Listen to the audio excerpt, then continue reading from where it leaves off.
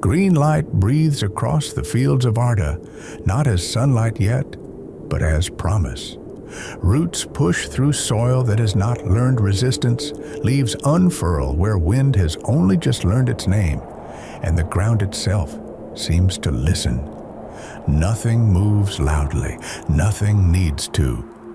This is the power of Yavanna Kementári, quiet, patient, and utterly unstoppable, working in the present tense as it always does, even when no one thinks to look down at their feet.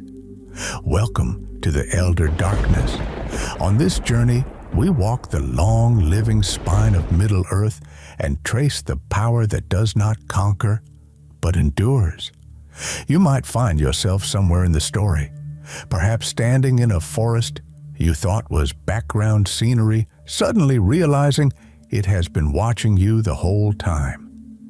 If you enjoy this slow dive into Tolkien's deeper currents, take a moment to like the video and subscribe to the channel.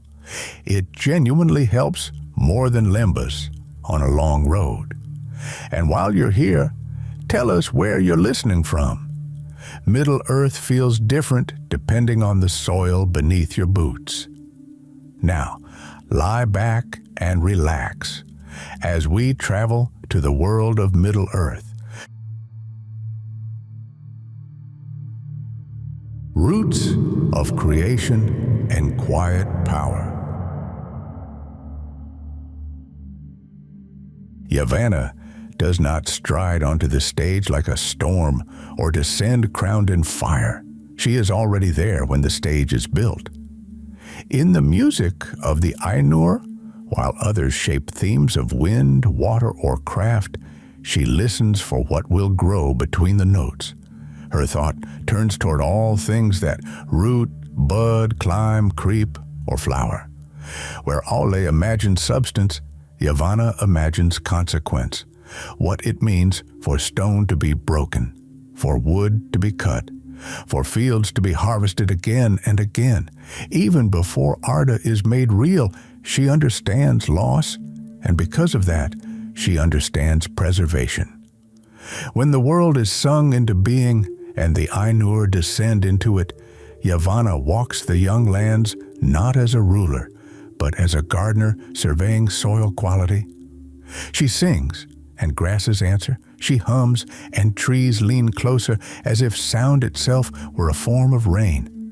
This is not decorative creation, it is infrastructure. Forests anchor mountainsides. Roots knit the earth together. Crops prepare the way for future mouths that do not yet exist. Middle-earth historians still debate whether Yavanna's power is creative or reactive, whether she shapes life directly or simply awakens its will to grow. The truth, as usual with Tolkien, is probably both, and a little more subtle than anyone is comfortable admitting. Her relationship with Aulë, her spouse, is one of the great quiet tensions of Arda. He loves to make. She loves what lives afterward. When he creates the dwarves in secret, it is Yavanna who feels the tremor of axes yet to come. She does not hate the dwarves, but she fears what they represent, hands that take without listening. This fear crystallizes into one of the most consequential requests in all of Tolkien's legendarium. Yavanna goes to Manwë and asks that the forests be given guardians, not walls, not weapons, shepherds. And so the Ents enter the story, not as an afterthought, but as a correction. They are not fast. They are not efficient. They are not convenient. They are exactly what forests need. Treebeard himself will later say that he was taught by Yavanna, taught to speak, to remember, and most importantly, to wait. A quirky tidbit often overlooked is that Ents are not simply tree spirits. They are thinking beings who can choose silence. Their slowness is not a flaw, it is a philosophy. Yavanna's power, unlike Melkor's or even Manwë's, does not announce itself through dominance. It expresses itself through resilience. When Melkor scars the world, twisting plants into poisonous forms and freezing growth beneath iron skies, Yavanna does not counter him with equal force. She adapts. Some plants become hardy. Others learn to sleep beneath the snow. Life does not defeat corruption, it outlasts it. There is a very modern lesson hiding here, delivered gently enough that it almost slips past unnoticed. By the time the first age unfolds in tragedy and fire, Yavanna's presence is rarely named, yet constantly felt.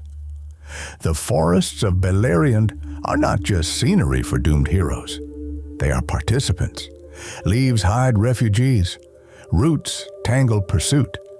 Even as Morgoth's wars grind the land down, green things persist in cracks and margins. One could argue, quietly, academically, that Yavanna's greatest strength is her refusal to centralize power. She spreads it everywhere and lets time do the rest. This philosophy carries forward into the later ages, into the stories most people actually recognize. In The Hobbit, when Bilbo stumbles through Mirkwood, that forest is sick, twisted by shadows and spiders, yet not dead. Even there, life clings on, warped but waiting. Some readers miss the point and see Mirkwood only as hostile terrain. Others notice that it is injured terrain. Middle-earth historians still debate whether Mirkwood's eventual healing after Sauron's fall is automatic or the delayed fulfillment of Yavanna's original song. Either way, the forest remembers what it was meant to be. There is also the small matter of the eagles. While often associated with Manwë, their nesting places, their reliance on high, untamed places, and their role as watchers of the world tie them indirectly to Yavanna's broader vision. They are not tools of rescue, despite what movie jokes might suggest. They are indicators. When eagles appear, it usually means the world itself has decided to intervene just this once before things get truly unbearable. Yavanna does not speak much in the narratives because she does not need to. Her influence is measured in harvests, in seasons that return even after war, in the simple fact that there is still something worth saving by the time heroes arrive. Remember how Gimli later marvels at the caves of Aglarond and learns to see stone not as something to conquer, but something to honor? That shift in perspective is pure Yavanna, working through unlikely intermediaries. One light joke, because even gardeners appreciate humor. If Yavanna had a motto, it would probably be, "I told you so," whispered every time someone clear-cuts a forest and then wonders why the land floods. She warned them, politely, repeatedly. By the end of the Second Age and into the Third, her work is largely complete, not finished, but established. Systems are in place. Growth will continue without her direct intervention. That is the mark of true power in Tolkien's world, the ability to step back and let others carry on. When the War of the Ring approaches, Middle-earth is battered, logged, burned, and mined, yet still alive enough to resist. That resistance does not begin with swords. It begins with roots that refuse to let the world collapse. And so, without fanfare, without throne or crown, Yavanna Kementári remains present in every blade of grass that survives long enough to be trampled by marching armies, and then grows back anyway.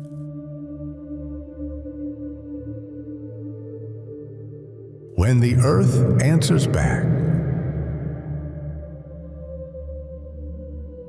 The world does not end when Sauron rises again. It tightens, like soil packed too hard around a struggling root. Smoke drifts over green places, iron roads bite into hillsides, and the old balance begins to wobble. This is where Yavanna's power, long seated and rarely credited, begins to answer back, not with speeches, but with consequences. Consider Fangorn Forest during the War of the Ring. It is ancient beyond memory, a place where time moves so slowly it almost forgets to move at all. When orcs pour out of Isengard, cutting trees with industrial enthusiasm, they assume the forest is passive. They assume wrong. The Entmoot that follows is not a sudden awakening, but a delayed response, like tectonic plates finally shifting after centuries of pressure. Treebeard's march on Isengard is often remembered as spectacle, but it is better understood as policy enforcement. Yavanna asked for shepherds, and shepherds do not rush, but they do arrive. Middle-earth historians still debate whether Yavanna herself directly stirs the Ents at this moment, or whether their action is the inevitable outcome of long memory meeting immediate insult. Tolkien leaves it deliberately ambiguous. The power feels more convincing because it does not need a visible hand. When Isengard falls beneath roots and floodwaters, it is not just Saruman's fortress collapsing, it is an industrial worldview being quietly corrected by biology. At the same time, elsewhere in Middle-earth, smaller expressions of the same philosophy unfold. Samwise Gamgee carries a small box of earth and a single silver seed, a gift from Galadriel that feels almost trivial next to swords and prophecies. Yet after the ring is destroyed and the Shire is scarred, it is Sam's gardening that restores what was lost. This is one of the clearest moments where Yavanna's influence surfaces in the main plot of The Lord of the Rings. Victory does not end with a coronation, it ends with replanting. A quirky tidbit often missed is that Sam's work is described in more loving detail than many battles. Tolkien knew where the real healing happens. Even Mount Doom, the most violently anti-organic place in the story, cannot fully erase Yavanna's imprint. After Sauron's fall, Mordor does not instantly bloom. This is not a fairy tale, but it becomes capable of change. Ash settles. Seeds can, in theory, take hold. The land is wounded, not damned. That distinction matters. It is the difference between despair and patience. Yavanna's relationship with destruction is not naive. She understands that growth requires death, that harvest implies cutting. What she resists is excess, violence that forgets renewal. This is why her worldview clashes so sharply with figures like Saruman, who sees nature as raw material, and Sauron, who sees it as an obstacle. Their downfall is not just moral, it is ecological. They build systems that cannot sustain themselves. Yavanna builds systems that endure neglect, misuse, and even hatred. There is also the matter of the eagles, who appear again at the climax of the War of the Ring. Yes, they rescue. Yes, they are dramatic. But they also represent altitude, perspective. They do not solve the problem of the ring. They witness its end. Their presence suggests that the world has exhaled, that the pressure is finally easing. If Manwë governs the winds they ride, it is Yavanna's earth they return to land upon. One without the other would be incomplete. A light joke, because even in Mordor, one can find irony. All that effort to dominate the world, and in the end, it is a gardener with dirt under his nails who puts things right. Power rankings in Middle-earth are weird like that. As the Fourth Age begins, Yavanna fades further into the background, but her work becomes more visible, not less. Aragorn's reign is marked not only by peace treaties, but by restored borders and protected lands. The Shire is officially guarded. Old forests are respected. These are political decisions with ecological consequences, and they echo Yavanna's ancient concerns. She does not need temples. She needs policy. There is an ongoing scholarly debate about whether Yavanna's vision ultimately succeeds. After all, men are given dominion, and dominion has a mixed track record. Tolkien himself was not optimistic about industrial modernity, yet he also believed in memory and restraint, passed down through story. As long as someone remembers why the Ents exist, why Sam plants trees, why forests are not just empty space between cities, Yavanna's song continues, and then the world begins to quiet. The great threats are gone, the age of high magic recedes.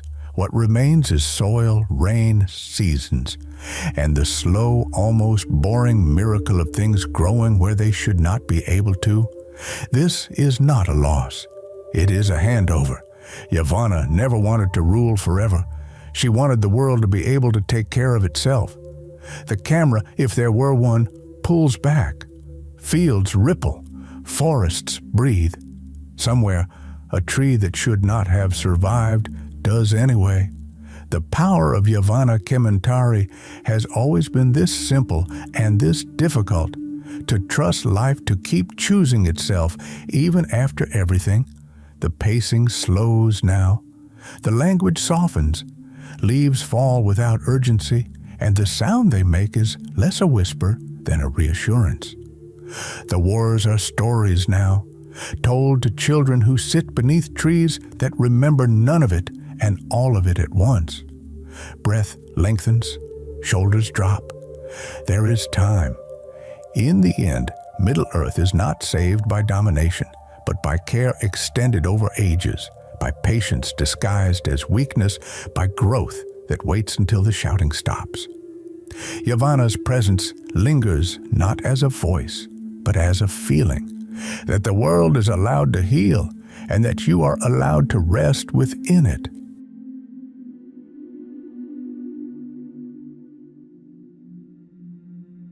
The light continues to fade, not into darkness, but into evening. Crickets take over where horns once sounded. Water finds old paths again. The land exhales, long and slow, as if it has been holding its breath since the first hammer struck the first tree. There is no urgency left here, only continuation. You are not needed to fix anything now. The story has reached the part where tending replaces striving. Fields lie fallow by choice, not ruin. Paths grow soft at the edges, grass reclaiming the margins where boots no longer march. Somewhere far away, a forest that once feared fire leans back into the rhythm of rain. Yavanna's gift has never been immortality. It has been recovery. The quiet confidence that even after great harm, life remembers how to begin again. That knowledge settles gently like a blanket drawn up on a cool night. Nothing demands your attention. Nothing is on fire. Nothing is chasing you. If thoughts drift, let them. If images blur, let them soften. This is the aftertime of the tale, where meaning sinks in slowly, the way roots do, downward, patient, unseen. The world does not need to be watched anymore. It knows what to do. Breath deepens. The last echoes of war dissolve into wind through leaves. Growth continues without applause, without witnesses, exactly as it prefers.